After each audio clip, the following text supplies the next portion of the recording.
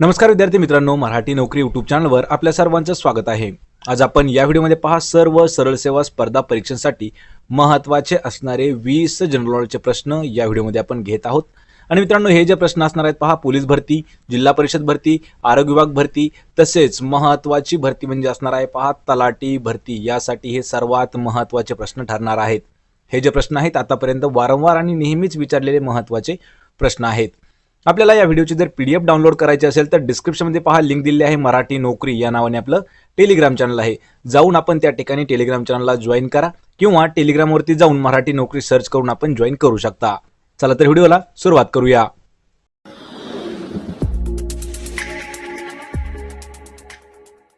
तर आजचा आपला प्रश्न पहिला आहे, अंदमान निकोबार द्वीपसमूहात समाविष्ट बेटांपैकी किती बेटांवरती मानवी वसाहती आहेत? मित्रांनो, प्रश्नाचं उत्तर जर येत असेल तर 3 ते 5 सेकंदामध्ये कमेंट करून प्रश्नाचं उत्तर आपल्याला द्यायचं आहे, म्हणजे एक प्रकारे आपलं रिव्हिजन देखील होऊन जाईल आणि सोबतच मॉक टेस्ट देखील होत आहे। पहा, अंदमान निकोबार द्वीपसमूहामध्ये समाविष्ट असणारे जे काही बेटा आहेत त्यापैकी किती बेटांवरती मानवी वसाहती आहेत? याचं उत्तर आहे पहा पर्याय क्रमांक 4, एकूण 38 बेटांवरती मानवी वसाहती आहेत। पहा, मानवी वसाहती आहेत किती? एकूण 38 बेटावरती। पर्याय 4 आपलं योग्य उत्तर आहे।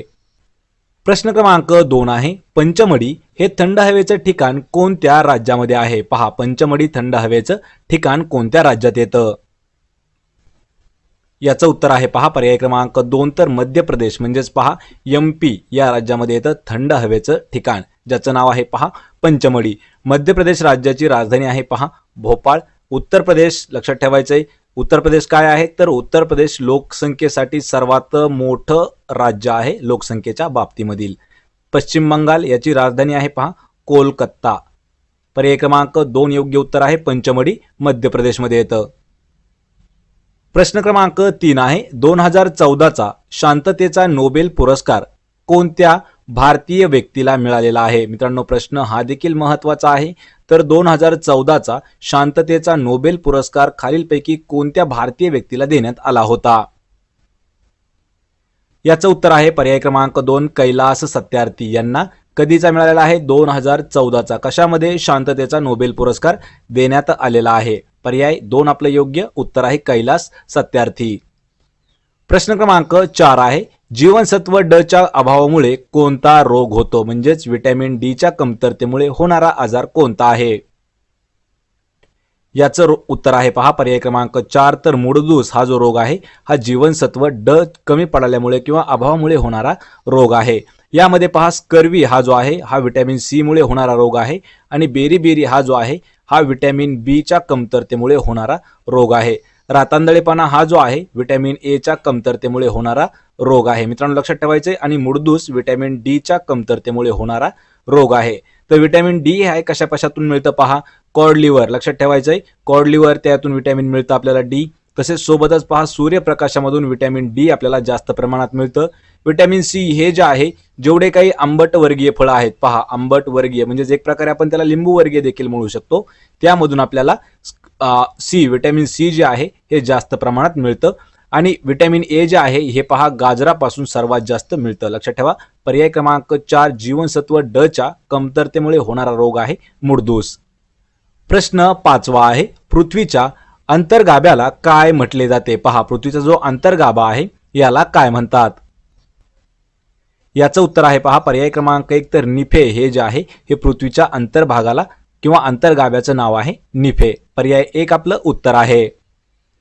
प्रश्न क्रमांक 6 आहे, सर्वात जास्त लोकसंख्या असणारा खंड खालीलपैकी कोणता आहे? पहा, सर्वात जास्त लोकसंख्या असणारा खंड कोणता?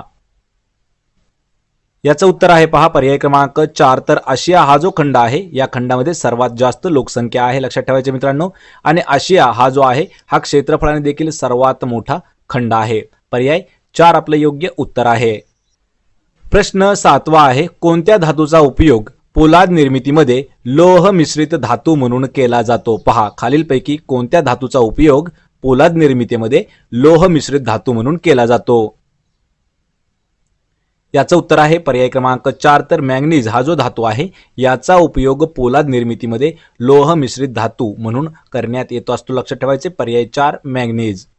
प्रश्न 8वा आहे, मे 2015 मध्ये दादासाहेब फाळके पुरस्कार कोणाला प्रदान करण्यात आला आहे? प्रश्न मित्रांनो महत्त्वाचा आहे पहा. 2015 साली मे 2015 मध्ये दादासाहेब फाळके पुरस्कार कोणाला प्रदान करण्यात आला होता? याचं उत्तर आहे पहा पर्याय क्रमांक 2 तर शशी कपूर. लक्षात ठेवायचं मित्रांनो, शशी कपूर यांना मे 2015 मध्ये दादासाहेब फाळके पुरस्कार देऊन सन्मानित करण्यात आलं होतं, किंवा 2015चा दादासाहेब फाळके पुरस्कार देण्यात आला होता शशी कपूर यांना. पर्याय 2 आपलं उत्तर आहे. प्रश्न 9वा आहे, युनेस्कोचे मुख्यालय कोणत्या ठिकाणी आहे? पहा युनेस्कोचं मुख्यालय. याचं उत्तर आहे पर्याय क्रमांक 2 तर पॅरिसमध्ये आहे युनेस्कोचे हेडक्वार्टर किंवा मुख्यालय. पर्याय 2 उत्तर आहे पॅरिस.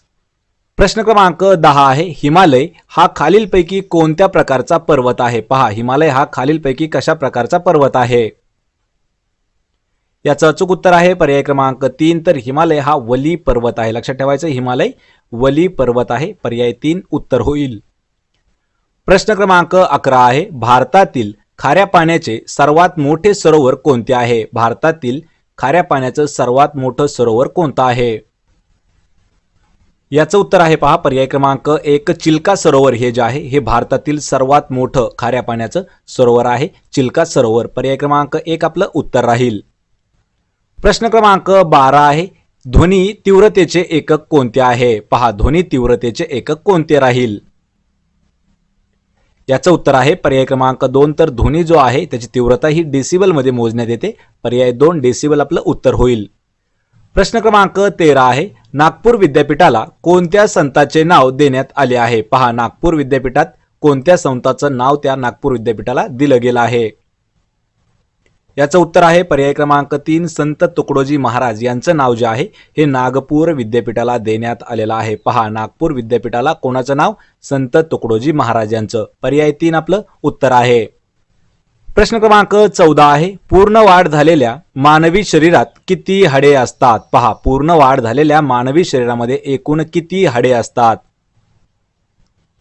याचं उत्तर आहे पहा पर्याय क्रमांक 2 एकूण 206 हाडं जे आहेत हे पूर्ण वाढ झालेल्या मानवी शरीरामध्ये येतात, एकूण 206 हाडं. पर्याय क्रमांक 2 आपलं योग्य उत्तर आहे. मित्रांनो हा जो प्रश्न आहे हा प्रश्न थोडा इम्पॉर्टंट आहे पहा, कारण 2016च्या पोलीस भरतीसाठी 2021ला जी फेब्रुवारी 2021 मध्ये झालेली आरोग्य विभाग भरती होती त्यामध्ये हा प्रश्न विचारण्यात आलेला होता. पहा पूर्ण वाढ झालेल्या मानवी शरीरात किती हाडे असतात? तर उत्तर आहे 206. प्रश्न 15 आहे, कार्ल मार्क्स कोणत्या देशातील विचारवंत होता? पहा कार्ल मार्क्स कोणत्या देशाचा विचारवंत आहे? याचं उत्तर आहे पर्याय क्रमांक 3 तर जर्मनीचा विचारवंत होता. पहा मित्रांनो कार्ल मार्क्स जर्मनीचा विचारवंत आहे. पहा पर्याय क्रमांक 3 आपलं योग्य उत्तर आहे. प्रश्न क्रमांक 16 आहे, भारतीय संविधानाची अंमलबजावणी केव्हापासून करण्यात आली आहे? मित्रांनो प्रश्न महत्त्वाचा आहे कारण यामध्ये आपले बहुतेक विद्यार्थी कन्फ्यूज होतात. तर भारतीय संविधानाची अंमलबजावणी जी आहे लक्षात ठेवायचे ही 26 जानेवारी 1950 या दिवसापासून करण्यात आलेली आहे. या ठिकाणी तुम्ही म्हणाल तर 26 नोव्हेंबर 1949 काय आहे? तर या दिवशी फक्त जे भारतीय संविधान आहे हे स्वीकृत करण्यात आलं होतं. पहा स्वीकृत करण्यात आलेलं होतं आणि 26 जानेवारी 1950 रोजी त्याची अंमलबजावणी तेव्हापासून सुरू करण्यात आलेली आहे. पहा स्वीकार कधी केलं? 26 नोव्हेंबर 1949 आणि अंमलबजावणी 26 जानेवारी 1950 पासून. पर्याय क्रमांक 3 आपलं उत्तर आहे.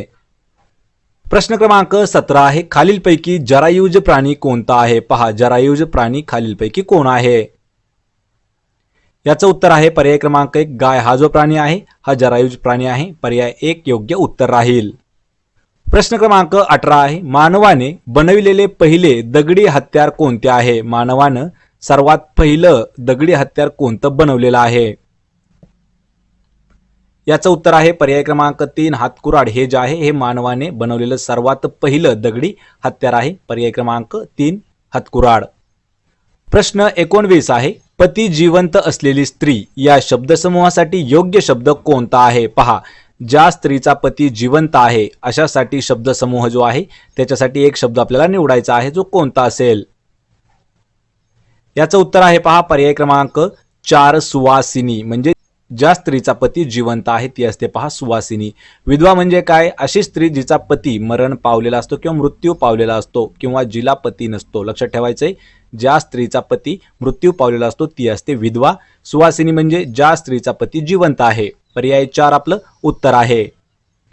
या व्हिडिओचा आपला शेवटचा प्रश्न आहे, प्रश्न क्रमांक 20. विष्णू वामन शिरवाडकर. कधी कधी आपल्याला इथं पहा वा शिरवाडकर हे जे आहे हे कोणाचं नाव आहे?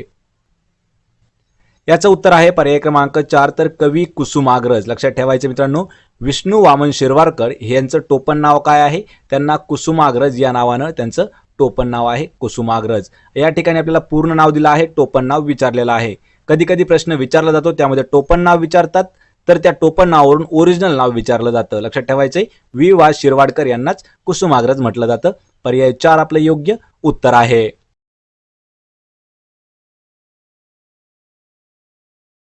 तर पहा आपला प्रश्न पहिला आहे, आंतरराष्ट्रीय न्यायालयाचे कार्यालय कोणत्या ठिकाणी आहे? पहा, आंतरराष्ट्रीय न्यायालय त्याचं जे ऑफिस आहे ते कोणत्या ठिकाणी आहे?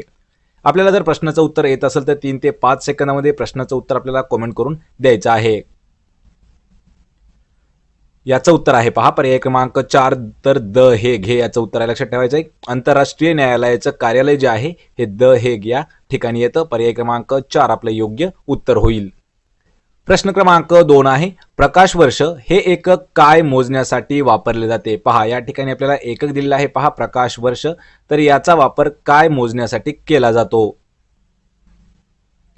याचं उत्तर आहे पहा पर्याय क्रमांक 3 तर अंतर मोजण्यासाठी प्रकाश वर्ष हे एकक वापरलं जातं. पण मित्रांनो लक्षात ठेवायचे, प्रकाश वर्ष अंतर म्हणजे कोणतं अंतर? तर 2 तारे किंवा 2 ग्रह किंवा अवकाशातील अंतर. पहा, सर्वात सोपं म्हणजे अवकाशातील अंतर मोजण्यासाठी प्रकाश वर्ष या एककाचा वापर केला जातो. पर्याय क्रमांक 3 अंतर मोजण्यासाठी प्रकाश वर्ष वापरलं जातं. पण कोणतं अंतर? आकाशातील अंतर.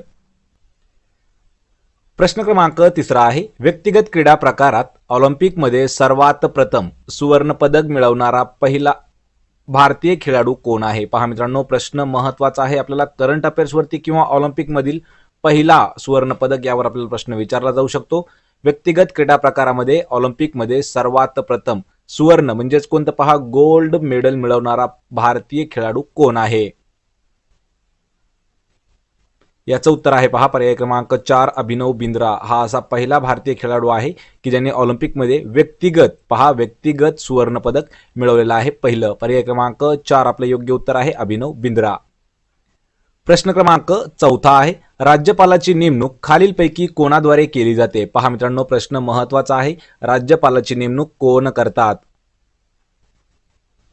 याचं उत्तर आहे पहा पर्याय क्रमांक 1 तर राष्ट्रपती हे जे आहे ते राज्यपालाची नेमणूक करतात. लक्षात ठेवायचंय. आणि सध्याचे आपले राष्ट्रपती कोण आहेत? द्रौपदी मुर्मू हे जे आहेत हे नुकत्याच आपल्या भारताच्या नवीन राष्ट्रपती झालेले आहेत. लक्षात ठेवायचे. पंतप्रधान कोण आहेत? पंतप्रधान आहेत नरेंद्र मोदी. पंतप्रधान नरेंद्र मोदी.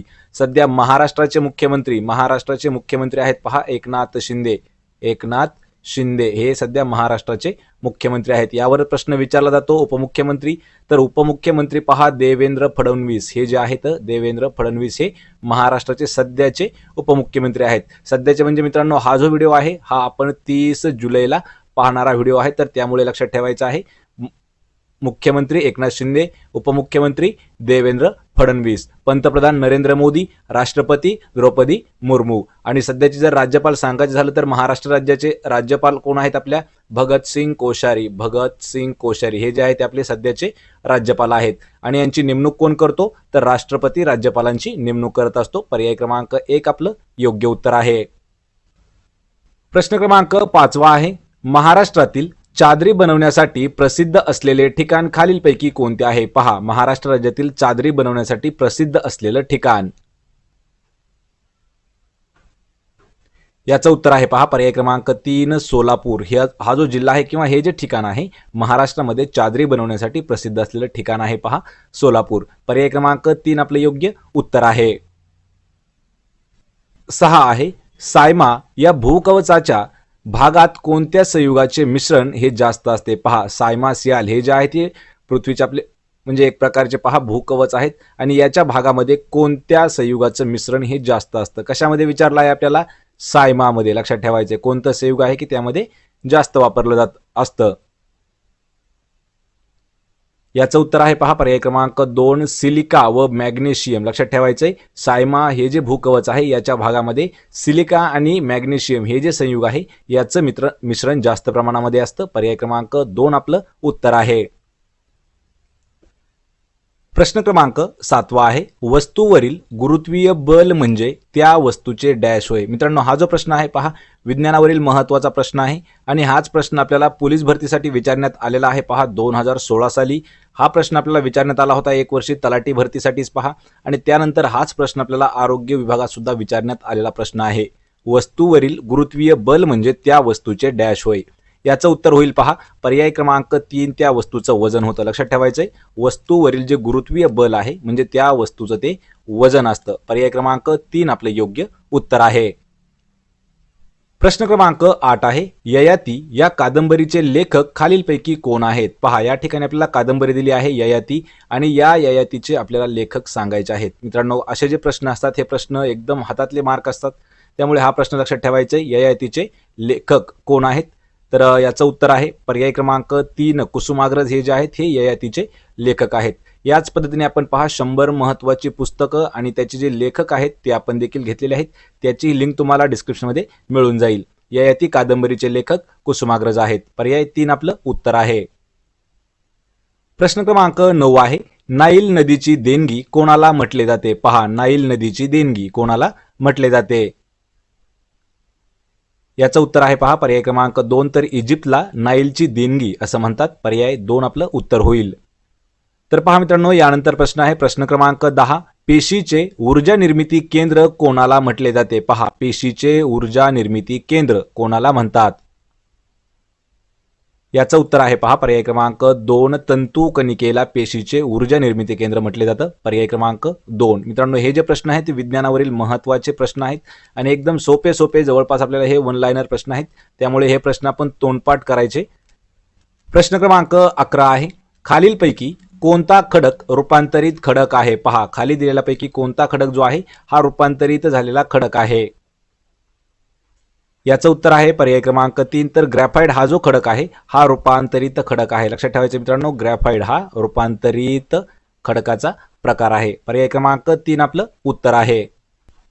प्रश्न क्रमांक 12 आहे, कोणत्या समाजसुधारकाचा जन्मदिवस सामाजिक न्याय दिवस म्हणून साजरा करण्यात येतो. पहा मित्रांनो, यावर आपल्याला 2 प्रश्न हे नेहमी विचारलेले असतात. पहा तर खालीलपैकी असा कोणता समाजसुधारक आहे त्याचा जन्मदिवस सामाजिक न्याय दिन म्हणून साजरा केला जातो. आणि याचं उत्तर आहे पहा छत्रपती शाहू महाराज यांचा जो जन्मदिवस आहे हा सामाजिक न्याय दिन म्हणून साजरा केला जातो. याच नंतर आपल्याला पहा दुसरा एक प्रश्न या पद्धतीने विचारला जातो, छत्रपती शाहू महाराज यांचा जन्मदिवस कोणता दिवस म्हणून साजरा केला जातो. तर पहा सामाजिक न्याय दिवस म्हणून छत्रपती शाहू महाराजांचा जन्मदिवस हा साजरा करण्यात येतो. पर्याय क्रमांक 2 आपलं उत्तर आहे. प्रश्न क्रमांक 13 आहे, काझीरंगा हे एकशिंगी गेंड्यासाठी प्रसिद्ध असणारे राष्ट्रीय उद्यान कोणत्या राज्यामध्ये आहे. या ठिकाणी आपल्याला 2 प्रश्न परत एक वेळा विचारण्यात आलेले आहेत. पहा तर प्रश्न असा विचारतात कधी कधी, काझीरंगा हे प्रसिद्ध राष्ट्रीय उद्यान कोणत्या राज्यामध्ये आहे. आणि मित्रांनो लक्षात ठेवायचं याचं उत्तर आहे आसाम. तर जे काझीरंगा राष्ट्रीय उद्यान आहे हे आसाम या राज्यामध्ये येतं. आणि यावर आपल्याला दुसरा प्रश्न असा विचारला जातो की काझीरंगा हे जे राष्ट्रीय उद्यान आहे हे कोणत्या प्राण्यासाठी प्रसिद्ध आहे. तर पहा एकशिंगी गेंड्यासाठी प्रसिद्ध असणारं जे राष्ट्रीय उद्यान आहे त्याचं नाव आहे काझीरंगा आणि काझीरंगा हे जे आहे आसाम या राज्यामध्ये आहे. पर्याय 1 आपलं योग्य उत्तर आहे. प्रश्न क्रमांक 14 आहे, पंडित नेहरू यांच्या समाधी स्थळाचे नाव काय आहे. मित्रांनो, यावरही आपण एक महत्त्वाचा व्हिडिओ बनवणार आहेत. त्यामध्ये जेवढे काही महत्त्वाचे नेते आहेत राजनेते त्यांचे आणि त्यांच्या समाधी स्थळाचे नाव यावर आपल्याला प्रश्न नेहमी विचारतात. तर या ठिकाणी प्रश्न आहे पंडित नेहरू यांच्या समाधी स्थळाचं नाव काय आहे. याचं उत्तर आहे पहा पर्याय क्रमांक 2 तर शांतिवन. लक्षात ठेवायचे शांतिवन हे जे आहे हे पंडित नेहरू यांच्या समाधीचं नाव आहे. पर्याय क्रमांक 2 आपलं उत्तर होईल. प्रश्न क्रमांक 15 आहे, सुशील कुमार हा खेळाडू कोणत्या खेळाशी संबंधित आहे. मित्रांनो, यावरती पहा खेळ आणि खेळाडू यावरती आपल्याला दरवर्षी नेहमी प्रश्न विचारले जातात. पहा तर सुशील कुमार हा जो खेळाडू आहे कोणत्या खेळाशी संबंधित असणारा खेळाडू आहे. याचं उत्तर आहे पहा पर्याय क्रमांक 1 तर कुस्ती खेळाशी संबंधित आहे पहा सुशील कुमार. पर्याय क्रमांक 1 आपलं उत्तर होईल. प्रश्न क्रमांक 16 आहे कोणार्क येथील सूर्य मंदिर खालीलपैकी कोणत्या राज्यात आहे? पहा या ठिकाणी एक महत्वाची वास्तू विचारली आहे. सूर्य मंदिर आणि कोणता आहे तर कोणार्क मधील सूर्य मंदिर कोणत्या राज्यामध्ये आहे? याचं उत्तर आहे पहा पर्याय क्रमांक 3 तर ओडिसा या राज्यामध्ये येतं पहा सूर्य मंदिर. पर्याय 3 आपलं योग्य उत्तर होईल.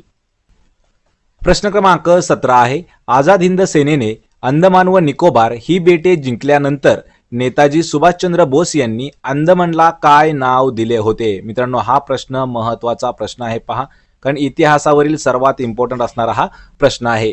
तर आझाद हिंद सेनेने ज्यावेळी अंदमान व निकोबार ही बेट जिंकून घेतल्याच्या नंतर नेताजी सुभाषचंद्र बोस यांनी अंदमान निकोबारला एक नाव दिलं होतं, अंदमान बेटाला नाव दिलं होतं, ते नाव काय होतं? याचं उत्तर आहे पहा पर्याय क्रमांक 3 तर त्याला शहीद नाव असं देण्यात आलेलं होतं. लक्षात ठेवायचं कशाला शहीद नाव देण्यात आलेलं होतं तर आझाद हिंद सेनेने ज्यावेळी अंदमान निकोबार बेट जिंकली होती त्यावेळी सुभाषचंद्र बोसांनी अंदमान हे जे बेट आहे याला शहीद हे नाव दिलं होतं. पर्याय क्रमांक 3 आपलं उत्तर आहे. प्रश्न क्रमांक 18 आहे जीवनसत्व अ पहा विटॅमिन ए. विटॅमिन ए च्या अभावामुळे किंवा कमतरतेमुळे कोणता रोग होत असतो? याचं उत्तर आहे पहा पर्याय क्रमांक 1 रातांधळेपणा. लक्षात ठेवायचे विटॅमिन ए याच्या कमतरतेमुळे कोणता आजार होतो? रातांधळेपणा. आणि विटॅमिन ए कोणत्या फळामध्ये जास्त असतं? पहा गाजरामध्ये विटॅमिन ए हे जास्त प्रमाणात मिळतं. यानंतर पहा स्कर्वी हा जो रोग आहे हा विटॅमिन सी च्या कमतरतेमुळे होतो. सी म्हणजे काय तर जेवढे काही आंबट वर्गीय फळं आहेत त्यामधून आपल्याला विटॅमिन सी मिळत राहतं. यानंतर बेरी जो आहे हा विटॅमिन बी च्या कमतरतेमुळे होणारा आजार आहे. लक्षात ठेवायचंय विटॅमिन ए च्या कमतरतेमुळे कोणता आजार होतो तर रातांधळेपणा. स्कर्वी हा जो आहे विटॅमिन सी च्या कमतरतेमुळे होतो आणि बेरी हा जो आहे विटॅमिन बी च्या कमतरतेमुळे होतो. आणि यानंतर आपल्याला अजून एक रोग दिलेला असतो पहा मुडदूस हा जो आजार आहे हा विटॅमिन डी च्या कमतरतेमुळे होणारा रोग आहे. आणि विटॅमिन डी चं मुख्य स्रोत काय आहे पहा सूर्य. लक्षात ठेवायचे सूर्याचा जो कोवळा प्रकाश आहे तो एक आणि दुसरा म्हणजे कॉड लिव्हर ऑइल हे जे आहे हे विटॅमिन डी यामधून मिळत असतं. लक्षात ठेवायचे पर्याय क्रमांक 1 या प्रश्नाचं उत्तर आहे. प्रश्न 19 आहे आंतरराष्ट्रीय कामगार दिन कोणत्या तारखेला साजरा केला जातो? पहा कामगार दिन कोणत्या दिवशी साजरा करतात? याचं उत्तर आहे पर्याय क्रमांक 2 तर 1 मे. लक्षात ठेवायचे 1 मे हा जो दिवस आहे हा कामगार दिन म्हणून साजरा केला जातो. तसेच आपल्या महाराष्ट्रामध्ये 1 मे हा जो दिवस आहे हा महाराष्ट्र दिन म्हणून सुद्धा साजरा केला जातो. पहा महाराष्ट्र दिन 1 मे. लक्षात ठेवायचे कामगार दिन 1 मे. पर्याय क्रमांक 2 आपलं उत्तर आहे.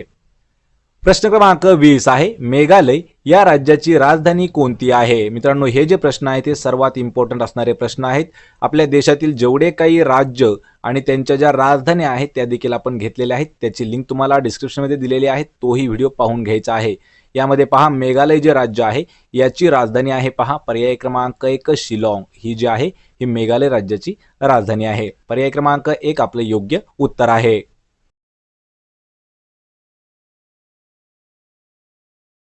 तर आजचा आपला प्रश्न पहिला आहे यमुना कृती आराखडा म्हणजेच पहा यमुना ॲक्शन प्लॅन हा द्विपक्षीय प्रकल्प खालीलपैकी कोणत्या 2 देशांमध्ये आहे? मित्रांनो प्रश्नाचं उत्तर जर येत असेल तर 3 ते 5 सेकंदामध्ये कमेंट करून उत्तर देण्याचा प्रयत्न करायचा आहे, म्हणजे एक प्रकारे आपलं रिव्हिजन याच व्हिडिओमध्ये होऊन जाईल. तर पहा यमुना ॲक्शन प्लॅन म्हणजेच यमुना कृती आराखडा हा द्विपक्षीय प्रकल्प कोणत्या 2 देशांमधील आहे? याचं उत्तर आहे पहा पर्याय क्रमांक 1 भारत आणि जपान या 2 देशांमधला यमुना कृती आराखडा त्यालाच आपण पहा यमुना ॲक्शन प्लॅन म्हणतो. हा जो द्विपक्षीय प्रकल्प आहे हा भारत आणि जपानमधील आहे. पर्याय क्रमांक 1 आपलं योग्य उत्तर आहे. प्रश्न क्रमांक 2 आहे सर्वोच्च न्यायालयातील न्यायाधीशांची संख्या कोण वाढवू शकतात? मित्रांनो हा प्रश्न आपल्याला भरपूर वेळा विचारण्यात आलेला आहे. तर पहा सर्वोच्च न्यायालय जे आहे त्यामधील जेवढे काही जज लोक आहेत म्हणजे न्यायाधीश लोक आहेत त्यांची जी संख्या आहे हे वाढवण्याचा अधिकार कोणाकडे आहे? याचं उत्तर आहे पहा पर्याय क्रमांक 4 तर संसदेकडे अधिकार देण्यात आलेला आहे. कशाचा? सर्वोच्च न्यायालयातील जेवढे न्यायाधीश आहेत त्यांची संख्या वाढवणे. पर्याय 4 आपलं योग्य उत्तर आहे संसद. प्रश्न क्रमांक 3 आहे राष्ट्रीय युवक दिन कोणत्या दिवशी साजरा करण्यात येतो? मित्रांनो, हा जो प्रश्न आहे हा प्रश्न महत्त्वाचा आहे, लक्षात ठेवायचं आहे. राष्ट्रीय युवक दिन हा जो आहे हा 12 जानेवारी, लक्षात ठेवा 12 जानेवारी या दिवशी साजरा केला जातो. पर्याय 3 आपलं योग्य उत्तर होईल. मित्रांनो, हा जो प्रश्न आहे पहा, हा पोलीस भरतीमध्ये आपल्याला 2016 मध्ये विचारला होता, 2017 मध्ये, 2018 मध्ये या तीनही वर्षी विचारण्यात आलेला हा महत्त्वाचा प्रश्न आहे. आणि हाच प्रश्न पहा आपल्याला SSC मध्ये सुद्धा विचारण्यात एक वेळा आलेला आहे. 12 जानेवारी हा दिवस राष्ट्रीय युवक दिन म्हणून साजरा करण्यात येतो. पर्याय 3 आपलं उत्तर होईल. प्रश्न चौथा आहे, भारताने सर्वप्रथम कोणता उपग्रह प्रक्षेपित केला आहे? पहा, भारताने सर्वात पहिला प्रक्षेपित केलेला उपग्रह कोणता?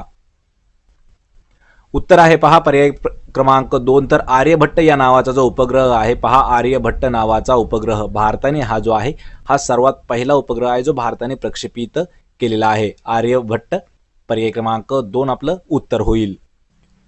प्रश्न क्रमांक 5 आहे, त्रिस्तरीय पंचायत राज पद्धतीची शिफारस कोणत्या समितीने केली? मित्रांनो, हा देखील प्रश्न महत्त्वाचा आहे पहा, पंचायत राज विषयावरील पहा, पंचायत राज या घटकावरील हा महत्त्वाचा प्रश्न आहे. तर त्रिस्तरीय पंचायत राज पद्धतीची शिफारस कोणत्या समितीने केली होती? याचं उत्तर आहे पहा पर्याय क्रमांक 1 बलवंतराय मेहता. ही जी समिती आहे या समितीद्वारा त्रिस्तरीय पंचायत राज पद्धतीची शिफारस करण्यात आलेली होती. पहा, बलवंतराय मेहता आपलं उत्तर असणार आहे पर्याय क्रमांक 1. प्रश्न क्रमांक 6 आहे, विधानसभा सदस्य होण्यासाठी उमेदवाराचं वय किमान किती वर्ष असलं पाहिजे? पहा, या ठिकाणी आपल्याला विधानसभा सदस्य होण्यासाठी किती वर्षाची अट आहे? याचं उत्तर आहे पहा पर्याय क्रमांक 2 कमीत कमी 25 वर्ष वय आपलं असणं गरजेचं आहे. त्याच वेळी आपण विधानसभा सदस्य होण्यासाठी पात्र असतो. पर्याय 3 पर्याय क्रमांक 2 आपलं उत्तर आहे 25 वर्ष. प्रश्न क्रमांक 7 आहे, जीवनसत्व अ कशात मोठ्या प्रमाणामध्ये असते? मित्रांनो, आपण गेल्या व्हिडिओमध्ये पहा vitamin A, B, C, D असे जेवढे काही चारही विटॅमिन आहेत त्याविषयी माहिती घेतलेली आहे, लक्षात ठेवायचे. या ठिकाणी आपल्याला विचारलं आहे विटॅमिन ए कशामध्ये सर्वात जास्त प्रमाणात असतं आणि याचं उत्तर आहे पहा पर्याय क्रमांक 1 गाजरामध्ये विटॅमिन ए जे आहे हे सर्वात जास्त प्रमाणात आढळतं. जर आपल्याला विटॅमिन ए कमी जर पडलं किंवा त्याचा जर अभाव झाला तर आपल्याला पहा रातांदळेपणा होत असतो, लक्षात ठेवायचं आहे. विटॅमिन ए च्या अभावामुळे रातांदळेपणा होतो. यामध्ये पहा लिंबू आणि आवळा हे जे दोन आहेत यामध्ये आपल्याला पहा विटॅमिन सी पाहायला मिळतं. म्हणजेच जीवनसत्व क जे आहे हे आवळा आणि लिंबामध्ये असतं, आवळामध्ये जास्त प्रमाणात असतं. आणि विटॅमिन सी च्या कमतरतेमुळे पहा, विटॅमिन सी च्या कमतरतेमुळे आपल्याला कोणता आजार होतो पहा, तर स्कर्वी नावाचा जो आजार आहे हा विटॅमिन सी च्या कमतरतेमुळे होतो, लक्षात ठेवायचंय. गाजरामध्ये विटॅमिन म्हणजे जीवनसत्व अ हे जास्त प्रमाणामध्ये असते. पर्याय क्रमांक 1 उत्तर आहे. प्रश्न क्रमांक 8 आहे, आम आदमी विमा योजनेतील लाभार्थ्याच्या वयाची मर्यादा किती आहे? लक्षात ठेवा मित्रांनो, हा जो प्रश्न आहे हा प्रश्न देखील इम्पॉर्टंट प्रश्न आहे. पहा, आम आदमी विमा योजना, आम आदमी विमा योजना ही जे योजना आहे तर या योजनेत जो लाभार्थी आहे त्याच्या वयाची मर्यादा किती आहे? याचं उत्तर आहे पहा पर्याय क्रमांक 4 18 ते 59 वर्ष, लक्षात ठेवायचे. 18 ते 59 वयाच्या आतमध्ये लाभार्थी पाहिजे, त्यावेळी आम आदमी विमा योजनेची त्याला सर्व लाभ मिळू शकतात. वय किती पाहिजे? 18 ते 59 वर्ष. पर्याय क्रमांक 4 आपलं उत्तर आहे. प्रश्न क्रमांक 9 आहे, कांक्रेज ही जात खालीलपैकी कोणत्या प्राण्यामध्ये आढळून येते? पहा, कांक्रेज ही जी जात आहे ही प्राण्याची जात आहे, तर ती कोणत्या प्राण्याची जात आहे? याचं उत्तर आहे पहा पर्याय क्रमांक 1 तर गायीची जात आहे, लक्षात ठेवायचे. गायीची जात आहे कांक्रेज या नावाची. पर्याय क्रमांक 1 आपलं उत्तर आहे गाय. प्रश्न क्रमांक 10 आहे, नथुला खिंड भारतातील कोणत्या राज्यामध्ये आहे? पहा, यावर आपल्याला प्रश्न 2 वर्ष बॅक टू बॅक विचारण्यात आलेला आहे.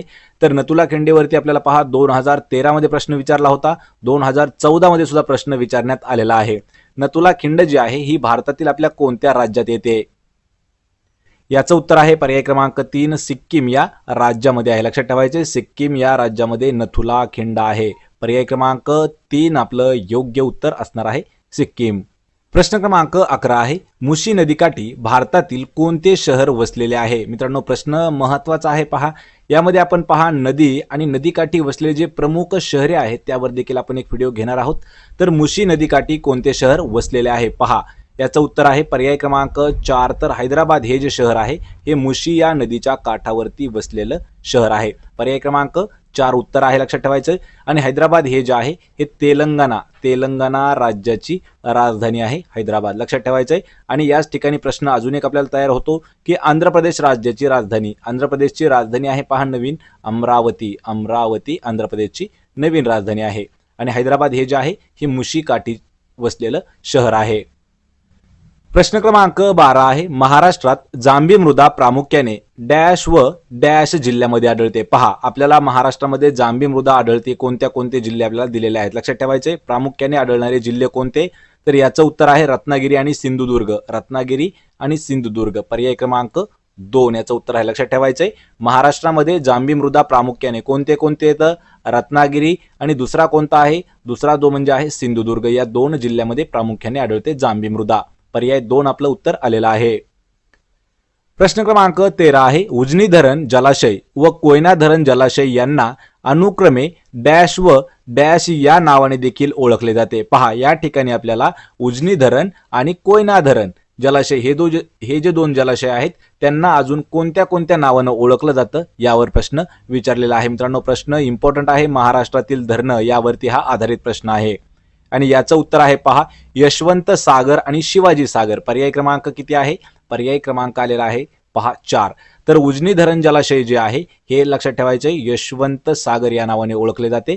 आणि कोयना धरण जलाशय जे आहे हे शिवाजी, लक्षात ठेवा शिवाजी सागर या नावाने ओळखलं जातं, म्हणून पर्याय क्रमांक 4 आपलं उत्तर येईल. प्रश्न क्रमांक 14 आहे, वी दी पीपल या साहित्यकृतीचे साहित्यिक कोण आहेत, म्हणजेच एक प्रकारे आपल्याला लेखक सुद्धा म्हणू शकतो आपण. तर पहा वी दी पीपल हे जे साहित्य आहे याचे आपल्याला साहित्यिक कोण आहेत सांगायचं आहे. आणि याचं उत्तर आहे पहा पर्याय क्रमांक 4 नाना पालखीवाला हे जे आहेत हे वी दी पीपल या साहित्याचे साहित्यिक आहेत. पर्याय 4 आपलं उत्तर आहे नाना पालखीवाला. प्रश्न क्रमांक 15 आहे, अनहॅपी इंडिया. पहा अनहॅपी इंडिया या साहित्य कृतीचे लेखक खालीलपैकी कोण आहेत, लक्षात ठेवायचे मित्रांनो अनहॅपी इंडियाचे लेखक. याचं उत्तर आहे पहा पर्याय क्रमांक 3 लाला लजपत राय हे जे आहेत हे अनहॅपी इंडिया या साहित्य कृतीचे लेखक आहेत पहा लाला लजपत राय. पर्याय क्रमांक 3 आपलं योग्य उत्तर येईल. प्रश्न क्रमांक 16 आहे, खालीलपैकी कोणती नदी पूर्व वाहिनी नाही. मित्रांनो प्रश्न महत्वाचा प्रश्न विचारलेला आहे पहा. या ठिकाणी नाही हा शब्द टाकून थोडासा प्रश्न कन्फ्यूज केलेला आहे. आपल्याला ज्या ह्या 4 नद्या दिल्या आहेत त्यापैकी विचारलाय की पूर्व वाहिनी नदी नाही म्हणजे पूर्वेला न वाहणारी नदी कोणती आहे. यामध्ये पहा आपण कृष्णा नदी, तापी नदी, महानदी आणि कावेरी नदी.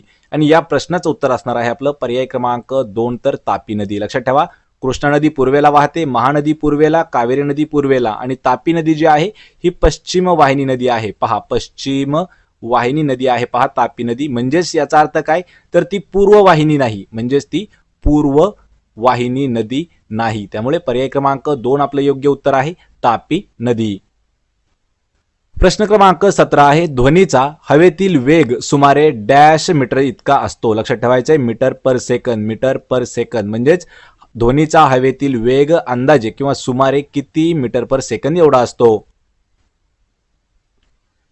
याचं उत्तर आहे पर्याय क्रमांक 3 340 मीटर पर सेकंद एवढा जो वेग आहे हा ध्वनीचा असतो. कशामध्ये लक्षात ठेवायचं आहे हवेमध्ये असणारा वेग आहे ध्वनीचा 340 मीटर पर सेकंद. पर्याय क्रमांक 3 आपलं उत्तर होईल. प्रश्न 18 आहे, श्रवण शक्तीतील फरक मोजण्यासाठी वापरले जाणारे यंत्र कोणते आहे. पहा या ठिकाणी आपल्याला एक डिव्हाइस विचारला आहे की जे श्रवण शक्तीतील फरक मोजण्यासाठी वापरले जाते. याचं उत्तर आहे पहा पर्याय क्रमांक 2 तर त्याला ऑडिओ मीटर असं म्हटलं जातं. पहा ऑडिओ मीटर हे जे यंत्र आहे या यंत्राने श्रवण शक्तीमधील आपल्या फरक मोजला जातो. पहा फरक मोजण्यासाठी ऑडिओ मीटर वापरलं जातं. पर्याय क्रमांक 2 योग्य उत्तर आहे. प्रश्न क्रमांक 19 आहे, दुधाची सापेक्ष घनता किंवा शुद्धता मोजता येणारे वैज्ञानिक उपकरण कोणते आहे. या ठिकाणी प्रश्न मित्रांनो कधी कधी आपल्याला सरळ विचारला जातो, दुधाची शुद्धता मोजण्यासाठी वापरले जाणारे उपकरण कोणते आहे. याचं उत्तर आहे पर्याय क्रमांक 1 त्याला लॅक्टोमीटर असं म्हटलं जातं. या ठिकाणी पहा मित्रांनो लवकरच आपण विज्ञानावरती जे काही हे आहेत उपकरणं आणि त्याने काय मोजलं जातं त्यावर एक व्हिडिओ आपण घेणार आहोत. तर पहा, दुधाची शुद्धता मोजण्यासाठी लॅक्टोमीटर वापरलं जातं. पर्याय 1 आपलं उत्तर होईल. प्रश्न क्रमांक 20 आहे, गनमेटल या संमिश्रामध्ये समाविष्ट असणारे घटक कोणते आहेत? पहा मित्रांनो, गनमेटलमध्ये कोणते कोणते घटक वापरले जातात? याचं उत्तर आहे पहा, पर्याय क्रमांक 3 तांबे, कथील आणि जस्त. हे जे 3 घटक आहेत हे गनमेटलमध्ये वापरले जातात. पहा, गनमेटलमध्ये काय वापरलं जातं? तांबे, कथील आणि जस्त. पर्याय क्रमांक 3 आपलं उत्तर होईल. तर मित्रांनो, हे होते पहा आपले 20 जनरल नॉलेजचे महत्त्वाचे प्रश्न. आपल्याला जर हे प्रश्न आवडत असतील तर आपल्या व्हिडिओला लाईक करत राहा, मित्रांमध्ये व्हिडिओ शेअर करत राहा आणि आपल्या मराठी नोकरी यूट्यूब चॅनलला सबस्क्राईब करा. सोबतच मराठी नोकरी या नावाने आपलं टेलिग्राम चॅनल देखील आहे. टेलिग्राम चॅनलची लिंक तुम्हाला डिस्क्रिप्शनमध्ये दिली आहे, त्या ठिकाणी आपण जाऊन जॉईन करायचं आहे. किंवा टेलिग्रामवरती जाऊन मराठी नोकरी जरी तुम्ही सर्च केलं तरी ही मराठी नोकरी आपलं चॅनल मिळून जाईल. कारण त्यावरती आपण प्रत्येक व्हिडिओची PDF आणि जेवढे काही करंट अफेअर्स नोट्स आहेत आपण त्या ठिकाणी पोस्ट करत असतो. आपण भेटूया पुढच्या एक अशाच नवीन व्हिडिओमध्ये. तोपर्यंत जय हिंद, जय महाराष्ट्र.